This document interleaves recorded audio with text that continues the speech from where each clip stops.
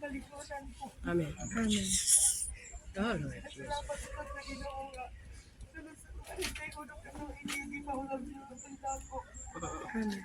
Salamat sa despite sa mga problema na among mga igsoon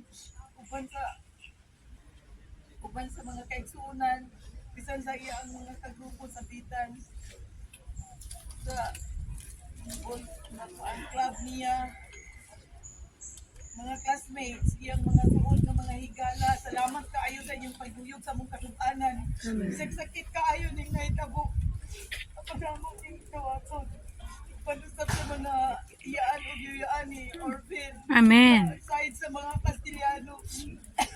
Salamat kayo sa inyong pagduyog sa kahit mga harapan.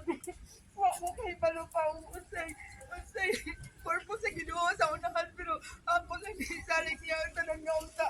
Hangtod karon mahimo sa kung sulundan na nga kung mga ako nga gibilin ni Orvin na ako mga iso. Tabagi lang ko ninyo nga makasugapot ko sa niyaring tanang yung mga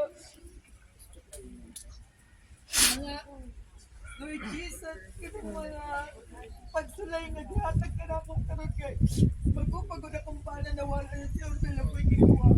Saan yung Jesus na Ginoo pero ako rin ko kumawin sa magpupupay sa iya ang plano alam na mo. Amen. Sorry ganyan kung ihan yung natabagin ko ninyo. Tabangin ko ninyo na makapadayon ko sa akong iglesiyanong kinabuhi. O karoon na sa mga bisan sa among pamilya, bisan sa mga nabilin nga anak ni Orvin Hinaot, paong ka na makapadayon ni sa mong iglesiyanong kinabuhi. Abang sa iyong asawa. Jesus. Amen. Usbon ko pag inundaghang ay salamat ninyo.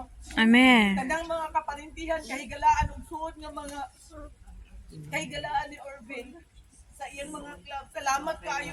Not only in financial support, pero spiritual ug moral. Inyo may gihupay ang among mga kagulalan. Amen.